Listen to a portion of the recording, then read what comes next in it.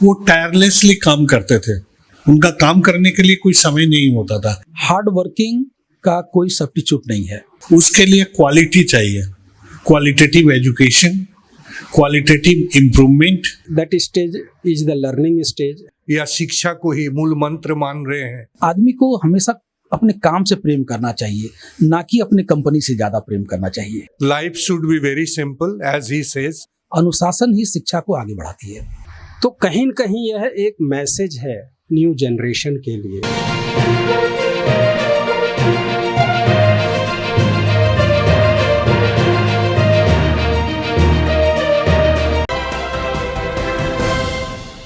नमस्कार, मैं अयंतिका और आप देख रहे हैं द एसबी प्रेस। स्वागत है आप सभी का आज के इस वीडियो में।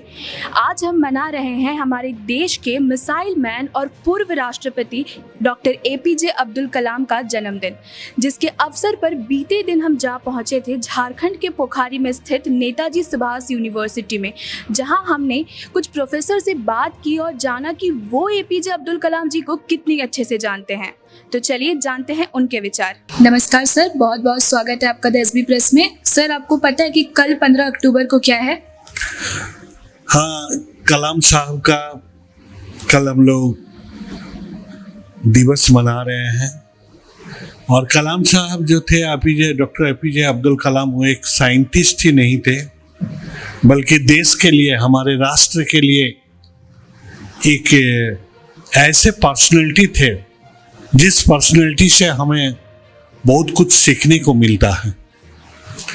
उनकी जो भी बातें थी वो बचपन से लेकर के बहुत दुखद अवस्था में वो आगे बढ़े थे, अपने को स्ट्रगल किए, अपने को एग्जिस्टेंस किए, एक साइंटिस्ट के तौर पर अपने को स्थापित किए।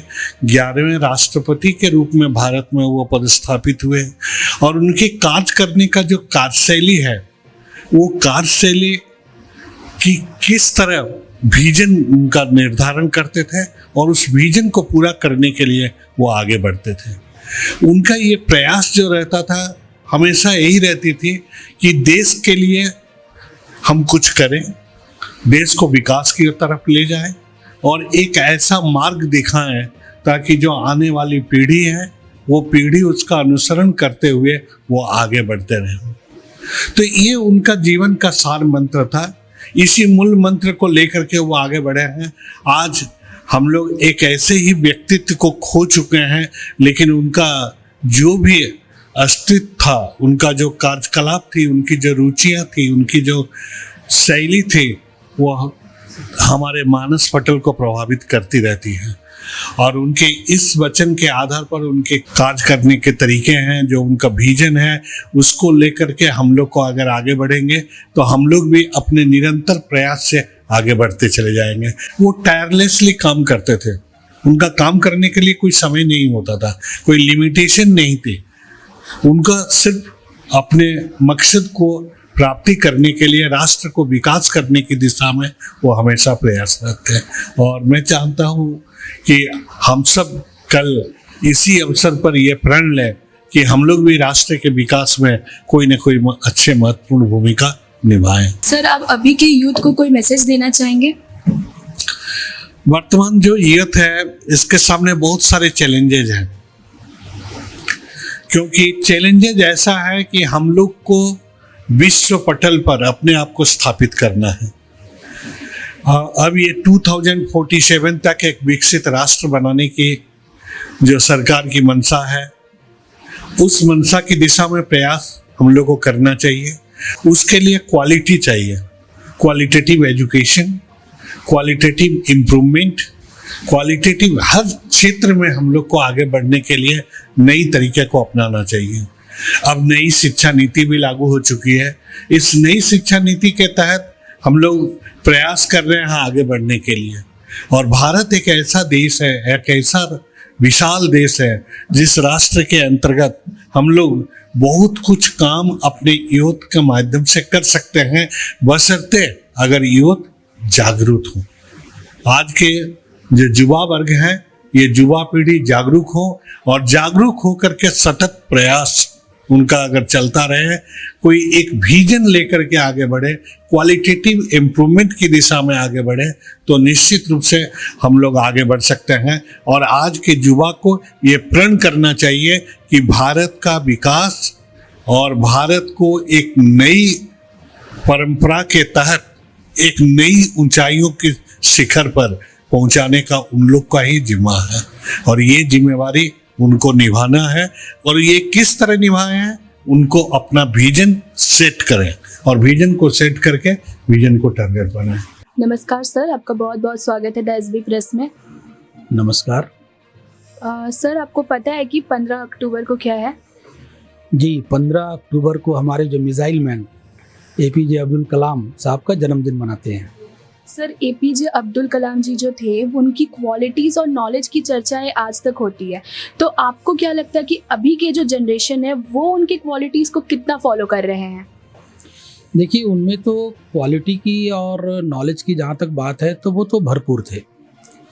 वैसा अभी आज के जनरेशन इतना कुछ कर पाएगा या नहीं कर पाएगा, ये तो कहना बड़ा मुश्किल है, क्योंकि वो बहुत ही निम्न परिवार से थे, बहुत मेधावी छात्र रहे अपने टाइम के।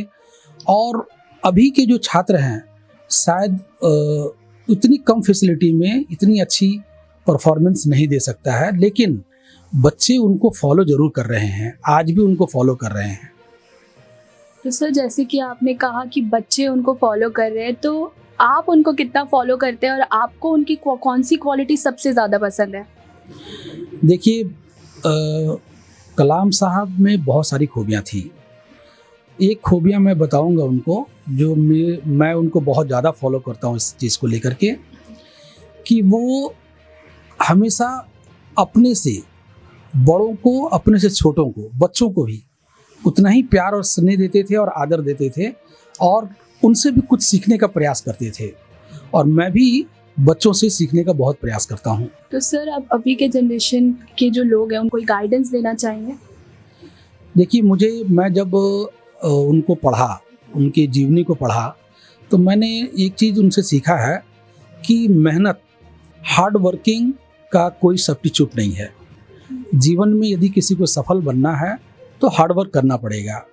और उन्होंने एक बहुत अच्छी बात बताई है अपनी किताब में कि love your job not your company.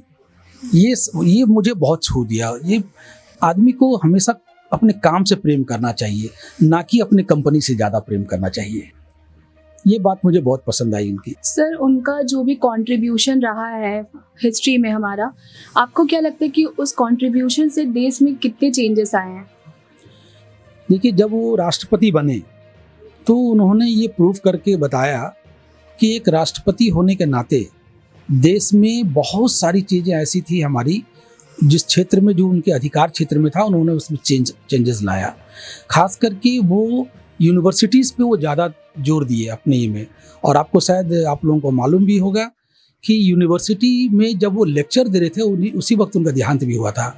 तो बच्चों के प्रति और यूनिवर्सिटीज़ को कैसे अच्छा से अच्छा ढंग से चलाया जाए, किया जाए, और देश को कैसे आगे शिक्षा की ओर बढ़ाया जाए, ये उनमें वो सारी गुण और खूबियाँ थी देश के लिए।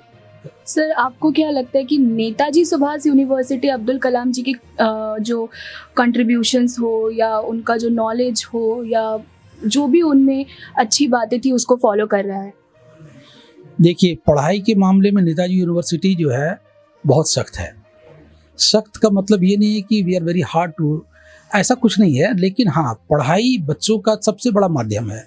बिना शिक्षा के कोई बच्चा आगे नहीं बढ़ सकता है। और नेताजी सुभाष यूनिवर्सिटी में शिक्षा पे विशेष जोर दिया जाता है बच्चों का, और उसके साथ साथ अनुशासन ही शिक्षा को आगे बढ़ाती है। सर, आपको क्या लगता है कि अभी के जनरेशन में अब्दुल कलाम जी जैसे लोगों की कितनी ज़रूरत है? अभी के लिए नहीं, हमेशा के लिए अब्दुल कलाम जैसे लोगों की ज़रूरत इस देश को है। सिर्फ अभी के लिए नहीं है, हमेशा के लिए। देश में जब देश को उन्नति करना है, आगे बढ़ना है, तो इस तरह के लोगों का होना बहुत ज़रूरी है, जो कि अभी एक कमी महसूस होती है। सर जैसे कि हम सभी को पता है कि एपीजे अब्दुल कलाम एकेडमिक्स में बहुत अच्छे थे, तो बीइंग अ डीन एकेडमिक्स आपको क्या लगता है कि उनके एथिक्स या उनके क्वालिटीज को फॉलो करना कितना मतलब मुश्किल होता है? Yes, I always follow it because the line he says, I still remember, कि when something is done from the heart, the ambience becomes different. So that's the thing Abdul Kalam says, कि the things, the study, learning, and even achievement, everything, if it comes from the heart, the result would be different. So always he encouraged the people or students to do the things from the heart. So that's the best thing he says regarding the learning and education. Sir NSU के जो students हैं, आपको क्या लगता है वो APJ Abdul Kalam के जो क्वालिटीज है उसको कितना फॉलो करते हैं? I don't think कि everybody follows it. मुझे ऐसा तो नहीं लगता है कि सारे बच्चे इसी तरह के फॉलो करते हैं. अगर जो फॉलो करते हैं तो they must be the front liner. लेकिन हाँ, जरूर उनके कुछ तो हमारे बच्चे जरूर होते हैं जो उनके दिखाए हुए रास्ते पर चलते हैं. और हम जितने भी शिक्षक वर्ग है, we also mostly try to inculcate the things actually what he likes in the students. तो हम करते हैं, लेकिन result is that very mediocre, because वो इतने महान इसलिए है क्योंकि वो आम नहीं खास थे. तो जो लोग उनके बात को मानेंगे तो definitely they will also be the special, खास. तो हमारे बच्चों में वो इनकलकेट करने का प्रयास तो हम जरूर करते हैं और कुछ हद तक सफल भी होते हैं, क्योंकि आज ये यूनिवर्सिटी इतने उच्च शिखर पर पहुंचा है. तो जरूर उनके दिखाए हुए रास्ते पर चल रहे बच्चे या कर्म को ही या शिक्षा को ही मूल मंत्र मान रहे हैं, तो इसीलिए इस शिखर पर पहुंच रहे हैं. तो उनके बातों को हम लोग साकार कर रहे हैं, इसका ही प्रमाण है. सर तो अभी जो स्टूडेंट्स है जो लर्निंग स्टेज में, उनके लिए आप क्या मैसेज देना चाहेंगे? हम उनको बोलेंगे कि life should be very simple as he says, कि जिंदगी सरलता के साथ होनी चाहिए, जिंदगी में सादगी होनी चाहिए और कर्तव्यनिष्ठ होना चाहिए. और पढ़ाई के प्रति अगर जागरूक हो और दिशा सही हो तो कामयाबी होना स्वाभाविक है. It's a very easy phenomena. If someone goes into the proper direction, aim is correct, and the life is very simple, and he adopts the simplicity, then definitely he can achieve the right. हमारे missile man की कल जन्मदिन है, तो आपको क्या लगता है कि उन्हें जो ये टैग मिला है मिसाइल मैन का, वो कहाँ तक मतलब मिसाइल मैन का वो कौन कौन सा ऐसी चीज़ था जो आपको लगता है कि बिल्कुल सही है, उनको ये टैग मिलना चाहिए था? देखिए, वो जो मिसाइल मैन उनका जो नोमेनक्लेचर में चेंज हुआ,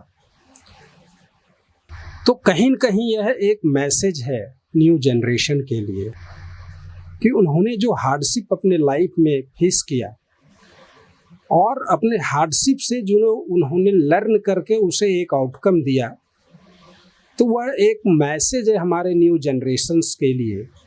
और उस मैसेज के आधार पर उन्होंने कहा था न्यू जनरेशन्स के लिए, if any person wants to shine like a sun, firstly he has to burn like a sun. That means to say, अगर किसी पर्सन को सन की, सूरज की तरह चमकना है तो पहले सर्वप्रथम उसे सूरज की तरह जलना होगा. That's why the great message of Dr. APJ Abdul Kalam. Sir आपने जैसे कि कहा कि ये हमारे फ्यूचर जनरेशन के लिए एक मैसेज है, लेकिन मैं पूछना चाहूँगी कि आप लोग उनके क्वालिटीज़ को कितना फॉलो कर रहे हैं? हम लोग अपने बच्चों में यह कोशिश करते हैं कि उन्हें मोटिवेट करें, because that stage is the learning stage and every student must have to do work hard, and after the working hard they will sure achieve his basic aims of life. That's our motto. तो जैसे कि आप लोगों ने सुना, Netaji Subhash university के professors तो पूरी कोशिश करते हैं एपीजे अब्दुल कलाम जी की क्वालिटीज़ को यहाँ के स्टूडेंट्स में लाने का. हम ये उम्मीद करते हैं कि आप भी अपनी ज़िंदगी में एपीजे अब्दुल कलाम के दिखाए गए राह पर चलने की पूरी कोशिश करेंगे. और ऐसे ही खबरों के लिए बने रहे और देखते रहे द एसबी प्रेस. धन्यवाद.